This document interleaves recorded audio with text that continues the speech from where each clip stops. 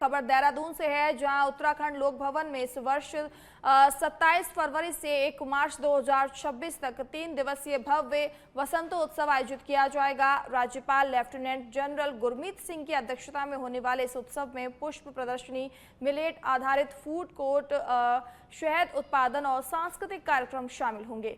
साथ ही प्रगतिशील किसानों और महिला स्टार्टअप्स को विशेष पुरस्कार भी प्रदान किए जाएंगे। राज्यपाल ने अधिकारियों को निर्देश दिए हैं कि वसंतोत्सव को केवल एक आयोजन न मानकर पूरे उत्साह और उत्सव के रूप में मनाया जाए और अधिक से अधिक लोगों की भागीदारी सुनिश्चित की जाए।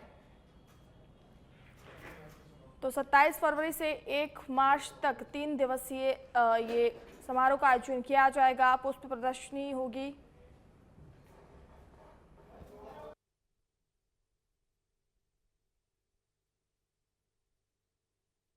सभी के सहयोग से और पॉजिटिव भूमिका के कारण ही ऐसे आयोजनों का व्यापक पहचान मिलती है। ऐसे तो उत्तराखंड और देहरादून दोनों की ही पहचान हमारे फ्लावर्स से, उनके हेल्थ ऑफ अ फ्लावर और इनके अंदर जो सुगंध है उससे मिलती है। आज जो प्रोग्राम शुरू में किया उसके अंदर में हमने देखा कि वंदे मातरम की तो पहली लाइन है, ऐसे लगता है वो उत्तराखंड के बारे में ही मुख्यतः है, जहाँ पर लिखा है कि सुजलाम गंगा मैया के जल के बारे में, सुफलाम हमारे हार्टिकल्चर के बारे में, और मलयज शीतलाम जो हमारे फूलों से जो शीत एक हवा निकलती है वो अपने आप से अलग है। तो एक एक शब्द में ऐसा लगता है कि उत्तराखंड की जो मैसेज है, संदेश है, जो फ्लावर्स देते हैं, अपने आप में बिल्कुल अलग है। मेरा आप सबको आग्रह है कि इस महोत्सव का व्यापक प्रचार प्रसार करें, क्योंकि अभी हमने सीखा है, एआई से भी सीखा है कि ये एक ऐसा ताकत है, पावर है, जिससे हम अपने आप को पूरे। अगली खबर भी देहरादून से है, जहां कानून व्यवस्था को लेकर उठ रहे सवालों के बीच पुलिस ने अपनी कार्य प्रणाली को और सक्रिय किया है। शहर में सुरक्षा की भावना को मजबूत करने के लिए गश्त, निगरानी और बेसिक पुलिसिंग पर विशेष जोर दिया जा रहा है। एसएसपी देहरादून प्रमेंद्र सिंह डोभाल ने कहा कि पुलिस अपने मूल दायित्वों का फोकस कर रही है और आने वाले समय में इसके सकारात्मक परिणाम सामने आएंगे। उन्होंने माना कि पिछले कुछ समय में लोगों के बीच सुरक्षा की भावना प्रभावित हुई है, लेकिन पुलिस लगातार इस दिशा में काम कर रही है और जल्द ही हालात और भी ज्यादा बेहतर होंगे।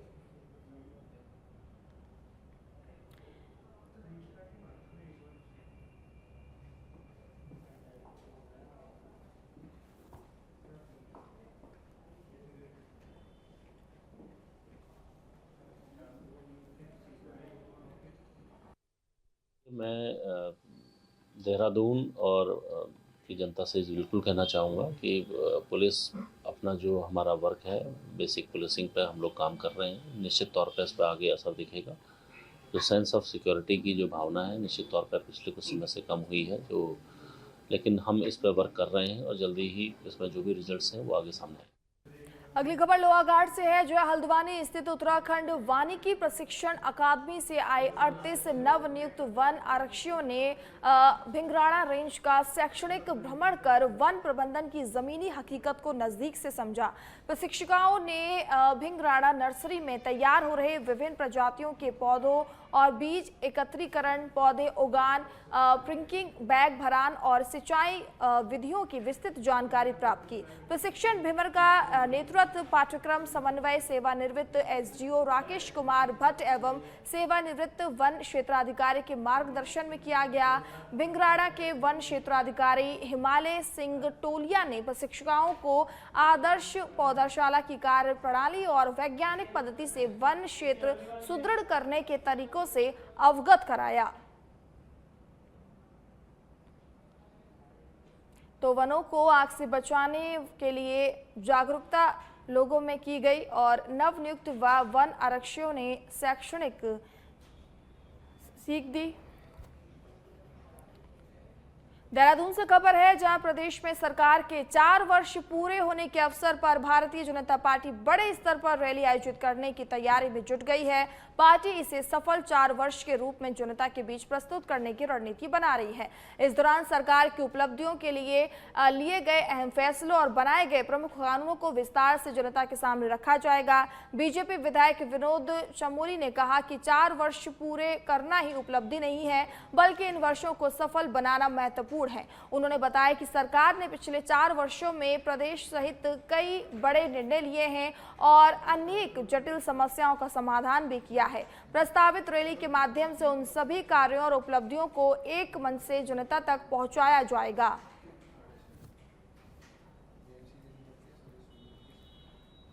तो बीजेपी के 4 वर्ष पूरे होने पर बड़ी रैली का आयोजन किया जाएगा उत्तराखंड में, और इस रैली के माध्यम से सरकार द्वारा की गई जनहित के कामों के बारे में जानकारी दी जाएगी। खटीमा से खबर है, जहां उधम सिंह नगर में प्रशासन की मौजूदगी में लगभग 125 एकड़ कृषि भूमि की खड़ी फसलों को जबरन नष्ट किए जाने के विरोध में विधायक भुवन चंद कापड़ी ने महाजन आक्रोश रैली निकाली। इस दौरान उन्होंने मुख्यमंत्री और प्रधानमंत्री से प्रकरण में उच्च स्तरीय जांच और कार्रवाई की मांग की है।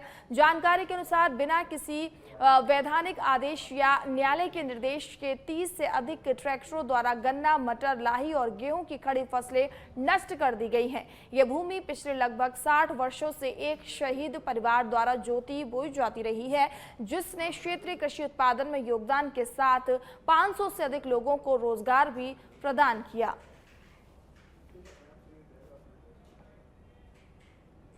तो उस दिन उठे भी चाय पी रहे थे, तब तक खेत में ट्रैक्टर आ चुके थे। हमको तो ये भी पता नहीं था कि ट्रैक्टर आ रहे हैं करके, नहीं तो हम तो गेट से अंदर नहीं जाने देते उनको। तो जैसे हम खेत में जा रहे हैं, बोल रहे हैं हमसे दब जाओगे, हमसे मत बोलना, यहाँ पर मत आओ। चाहते थे कि फसल करने दो, उसके बाद जिसकी जमीन है उसको कर। हम ये कह रहे थे उनसे फसल करने दो, 10 दिन का टाइम दे दो, उसके बाद तुम जोत देना। लेकिन पुलिस वालों ने भी हमारी नहीं सुनी एक भी। इसी बारे में हम कहना चाहते हैं, कौन सी सरकार आई है, नई सरकार, जो खड़ी फसल जोत रही है। हमें इसी बात का न्याय चाहिए हमको। बस घंटे भी आदमी वो लोग कह रहे हैं कि जमीन हमारी, उन लोग भैया उनको हमने आज तक इतने साल हो गए कभी नहीं देखा। जमीन तो जिसके है रहने दो, जो फसल की न्याय है वो दिलाओ पहले हमको। 20 दिन तो हो ही गया, 20 दिन हो गया। 31 तारीख से कितनी तारीख है, 19 है ना, 20 दिन हो गए, 20 दिन हो गए। अब कब तक न्याय, टाइम बता दो ना आप। और जो लोग दावा उसको तो हमने तो कभी देखा ही नहीं है, कभी नहीं देखा है। हम उनको भी बुरा क्यों कहें, जब हमने देखा नहीं। हम किसी को बुरा नहीं कह सकते ना। जो चीज पुलिस वाले भी साथ में थे उस दिन, तो पुलिस वाले लाठी मार रहे थे। क्या है? ऐसा ना, ये जो खेती है ये अनंतराम तलवार के द्वारा अलॉट हुई थी, और उस तब से लेके इनका परिवार खेती करता चला आ रहा है, जिसमें अब युवराज तलवार खेती करते हैं। और ये गन्ना और ये फसल सारी इनके द्वारा बोई गई थी, और ये शुरू से कब्जे में है इनके। आज तक कोई भी पार्टनर कहीं बंटवारे में वो नहीं केस जीत पाए, कुछ भी नहीं हुआ उनका। और ये प्रशासन द्वारा ये 120 एकड़ जमीन, खड़ा गन्ना, सारी फसलें जोत देना, और इसमें पहले मेरा धान भी रोका गया था इन लोगों के द्वारा, ये बलविंदर सिंह काला और कश्मीर सिंह और एसडीएम द्वारा।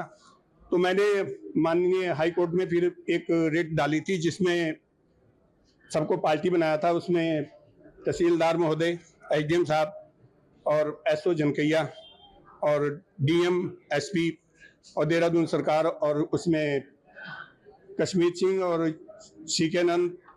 खटीमा क्षेत्र के कुछ किसान वगैरह यहाँ पर आए थे, और उन्होंने माननीय मुख्यमंत्री जी और माननीय प्रधानमंत्री जी के लिए एक ज्ञापन दिया है कि प्रशासन की मौजूदगी में फसल नष्ट करने का, वो हमारे स्तर। उत्तराखंड के पौड़ी गढ़वाल में बजट पूर्व संवाद कार्यक्रम का आयोजन किया गया, जिसमें मुख्यमंत्री पुष्कर सिंह धामी प्रमुख अतिथि के रूप में पहुंचे। बड़ी संख्या में लोगों ने उनका भव्य स्वागत किया और मुख्यमंत्री ने जनता से सीधे संवाद भी किया। कार्यक्रम में आमजन, बुद्धिजीवियों, युवा और व्यापारियों से सुझाव लिए गए, जिन्हें राज्य के आगामी बजट में प्राथमिकता के आधार पर शामिल किया जाएगा। अधिकारियों के अनुसार सीएम धामी के नेतृत्व में बजट निर्माण प्रक्रिया को पारदर्शी बनाने और जनता की अपेक्षाओं को सीधे वित्तीय निर्णयों में शामिल करने की पहल की जा रही है।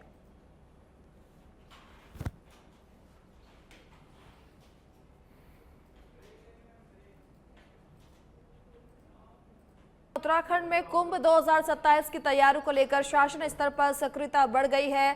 सचिव आवास डॉक्टर आर राजेश कुमार ने देहरादून से लेकर हरिद्वार तक विभिन्न राजकीय अतिथि गृहों का औचक निरीक्षण कर व्यवस्थाओं में सुधार के सख्त निर्देश जारी किए हैं। निरीक्षण के दौरान साफ सफाई, सुरक्षा, आधारभूत सुविधाओं और रखरखाव की स्थिति का जायजा लिया गया। सचिव आवास ने स्पष्ट किया कि कुंभ 2027 से पहले सभी गेस्ट हाउसों को आधुनिक सुविधाओं और उच्च सुरक्षा मानकों से सुसज्जित किया जाएगा, ताकि राज्य में आने वाले विशिष्ट अतिथियों और अधिकारियों को बेहतर आवासीय सुविधा मिल सके। उन्होंने कहा कि यह दौरा केवल औपचारिकता नहीं, बल्कि जमीनी स्तर पर व्यवस्थाओं को परखकर उन्हें आधुनिक मानकों के अनुरूप ढालने के ठोस पहल है। अधिकारियों को समयबद्ध कार्य योजना बनाकर सुधार कार्य जल्द पूरा करने के दौरान उन्होंने निर्देश भी दिए। ये अभी कुंभ भी नज़दीक है और इसी के क्रम में माननीय मुख्यमंत्री जी के निर्देशों के क्रम में मेरे द्वारा जो जितने भी सरकारी गेस्ट हाउसेस हैं उनका निरीक्षण किया गया और ख़ासकर जो हरिद्वार में जो गेस्ट हाउसेस हैं, अटल बिहारी वाजपेयी गेस्ट हाउस है, बाकी जो दूसरे सरकारी एकोमोडेशंस हैं तो उनका भी मेरे द्वारा निरीक्षण किया गया और देहरादून में जो हमारे बीजापुर गेस्ट हाउस हैं, बाकी जो दूसरे गेस्ट हाउसेस हैं उनका भी निरीक्षण किया गया। जो छोटी मोटी जो खामियां पाई गई उसको दुरुस्त करने के लिए कहा गया है और 15 दिन का टाइमलाइन दिया गया है उसको निस्तारित करने के लिए। और जहां पे मेजर जो है फॉल्ट्स हैं उसका हम लोग एस्टिमेट बना रहे हैं, एस्टिमेट बना के उसमें जल्द। मसूरी से खबर है। मसूरी में प्रभागीय वन अधिकारी कार्यालय को नरेंद्र नगर स्थानांतरित करने को लेकर धरना प्रदर्शन किया गया। मसूरी वन प्रभाग में जौनपुर प्रधान संगठन के साथ ही मसूरी के स्थानीय लोगों द्वारा 1 दिवसीय सांकेतिक धरना दिया गया। साथ ही डीएफओ कार्यालय को नरेंद्र नगर ले जाने का विरोध किया गया। जौनपुर क्षेत्र से आए विभिन्न प्रधान क्षेत्र पंचायत सदस्यों के साथ ही ब्लॉक प्रमुख और मसूरी के विभिन्न सामाजिक और राजनीतिक संस्थाओं के लोगों ने कार्यालय को स्थानांतरित करने पर उग्र आंदोलन की चेतावनी भी दी और इसे जन भावनाओं के साथ खिलवाड़ बताया। जौनपुर प्रधान संगठन के अध्यक्ष प्रदीप कवि ने कहा कि इससे जौनपुर और मसूरी के क्षेत्र के लोगों को भारी परेशानी होगी और अपने छोटे छोटे काम के लिए भी 200 किलोमीटर दूर नरेंद्र नगर जाना पड़ेगा। सबसे बड़े दुर्भाग्य की बात तो यह है कि हमने जो राज्य मांगा था वो गलत मांगा है। उस समय जो हमारे जनमानस की एक आवाज़ थी कि हमारा छोटा राज्य बनेगा, हमारी मातृशक्ति, हमारे युवा साथी, शिक्षित बेरोजगार साथी और सभी धर्मों के लोग जो है जिन्होंने इसकी मांग की कि उत्तराखंड राज्य बनना चाहिए और छोटा राज्य बने तो सबका विकास हो। लेकिन यहाँ तो इस प्रदेश में ये नहीं समझ आ रहा है कि कर क्या रही है सरकार। 10 साल से ये सरकार है। हम सरकार के और ज़्यादा विरोधी नहीं, पर लेकिन हमारा कहने का अर्थ है कि अगर आपको पुनर्गठन फॉरेस्ट विभाग का करना है तो पुनर्गठन का हर डीएफओ ऑफिस का इतिहास खंगाल लो पहले। मसूरी जो यमुना वन प्रभाग पहले था जिसका अपना इतिहास है 75 साल का, कि 75 साल पहले यहाँ पर यमुना वन प्रभाग था। देखिए, हमारा सिर्फ सिंपल सा ये कहना है कि जो व्यवस्थाएं हैं उसे जैसी है यथावत रखा जाए। मसूरी वन प्रभाग एक बहुत बड़ा प्रभाग है जिसमें जौनपुर क्षेत्र, अपना रायपुर क्षेत्र, रिखोली, बितौली एक बहुत बड़ी रेंज है जिसमें कई रेंजें हैं जिनको सम्मिलित कर मसूरी वन प्रभाग बनाया है। तो मसूरी वन प्रभाग सबके लिए एक सेंट्रल क्षेत्र है जहां डीएफओ बैठते हैं। सब आसानी से यहां पर आकर अपना काम करवा सकते हैं। यदि इस तरह जौनपुर की जो 4 रेंज है उनको अगर मुनिकीरेती और नरेंद्र नगर में सम्मिलित कर दिया जाएगा तो जो जौनपुर विकासखंड की 4 रेंज हैं उनको पुनर्गठन के तहत मुनिकीरेती, नरेंद्र नगर वन प्रभाग में सम्मिलित किया जा रहा है। तो हमारा इसमें ये कहना है कि हमसे लगा हुआ क्षेत्र जौनपुर के चारों तरफ हम मसूरी से लगे हैं, तो हम पूर्व से मसूरी से जुड़े हैं। मसूरी एक पर्यटन नगरी के साथ एक ऐतिहासिक नगरी है। हमारे लिए सूट भी करता है कि हम मसूरी में ही जुड़े रहें, क्योंकि अधिकतम दूरी जो मसूरी वन प्रभाग में आने के लिए हमारे जौनपुर के लोगों के लिए रहेगी वो 50 से 60 किलोमीटर है। और अगर मुनिकीरेती हम जुड़ जाते हैं तो लगभग 200 से 250 किलोमीटर वो दूरी बन जाती है। किस तरीके तो हमारी जब उत्तराखंड राज्य का आंदोलन जब लड़ रहे थे तो उसकी परिकल्पना थी कि जो प्रशासनिक इकाइयाँ हों वो छोटी हों ताकि लोगों को सुगम और सरल न्याय मिले या कार्य करने की जो इकाइयाँ हों जल्दी। टनकपुर से मानव वन्य जीव संघर्ष की एक दर्दनाक घटना सामने आई है। शारदा वन रेंज में जंगल से लकड़ी लेने गई एक महिला पर अचानक हाथी ने हमला कर दिया। हमले के दौरान महिला की मौके पर ही मौत हो गई। वहीं मिली जानकारी के अनुसार टनकपुर वार्ड संख्या 5 नई बस्ती निवासी माधुरी अन्य महिलाओं के साथ सेना पानी मार्ग स्थित दीवान चौकी के पास जंगल में लकड़ी लेने गई थी। इसी दौरान झाड़ियों से अचानक निकले हाथी ने उन पर हमला कर दिया। हाथी का हमला होते ही साथ में मौजूद महिलाओं में अफरा तफरी मच गई। महिलाओं के शोर मचाने पर हाथी जंगल की ओर चला गया। वहीं घटना की सूचना परिजन और ग्रामीणों को दी गई है, जिसके बाद वन विभाग और ग्रामीण मौके पर पहुंचे। एक हाथी से एक महिला की जो मृत्यु हुई है, उसकी जो घटना हुई है, तो उसके लिए बड़ा ही एक मतलब दुखद है। और ये जो हमारी शारदा रेंज है, इसके दुआन बीट के अंतर्गत जो है जंगल के अंदर हुई है घटना। वन विभाग द्वारा लगातार जो है आम जनमानस को और जो जंगल के सीमा के आसपास जो स्थानीय निवासी हैं उनको जागरूक किया जा रहा है कि जंगल के अंदर ना जाएं। लेकिन इसके बाद भी ये घटना हुई है तो हमारे लिए दुखद है। जो इनको जो सरकार की तरफ से जो मुआवजा के लिए जो धनराशि है, तो उसका चेक जो है अभी इनके परिवार को प्रदान किया गया है। और हम लोग आगे भी जो हमारे उत्तराखंड के हरिद्वार में कुंभ मेले की तैयारियां जोर शोर से चल रही हैं। शनिवार को मुख्यमंत्री पुष्कर सिंह धामी हरिद्वार पहुंचकर व्यवस्थाओं की समीक्षा करेंगे। मेला नियंत्रण भवन में आयोजित होने वाली इस हाई लेवल बैठक को लेकर प्रशासन ने व्यापक तैयारियां की हैं और कॉन्फ्रेंस हॉल को आधुनिक रूप दिया जा रहा है। बैठक में अधिकारी और मेले से जुड़े विभिन्न स्टेक होल्डर शामिल होंगे। बैठक के बाद मुख्यमंत्री कुंभ क्षेत्र में चल रहे निर्माण कार्यों का स्थलीय निरीक्षण भी सकते हैं। मेला प्रशासन के अनुसार कुंभ मेला क्षेत्र में 25 से अधिक स्थायी निर्माण कार्य प्रगति पर हैं, जबकि अस्थायी व्यवस्थाओं को लेकर भी विस्तृत योजना तैयार की जा रही है। प्रशासन का दावा है कि श्रद्धालुओं की सुविधा और सुरक्षा को ध्यान में रखते हुए सभी तैयारियां तय समय पर की जाएंगी।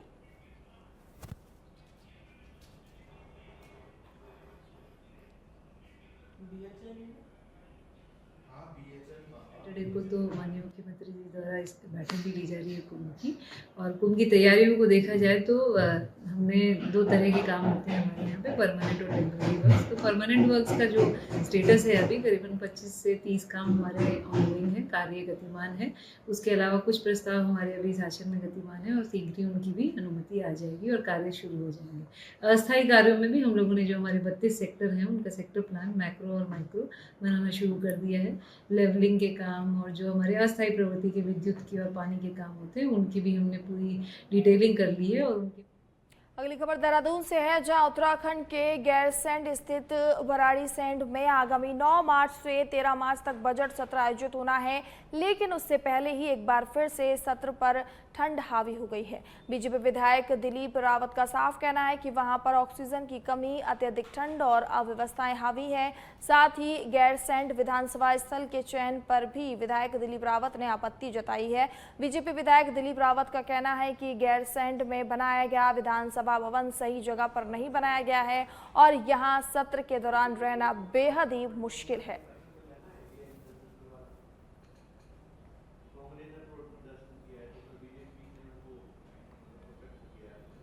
में जहाँ पर सिलेक्शन हुआ है उसको बनाने का, चयन हुआ है विधानसभा बनाने का, वास्तव में उस समय वो बुद्धिमत्ता का काम नहीं था।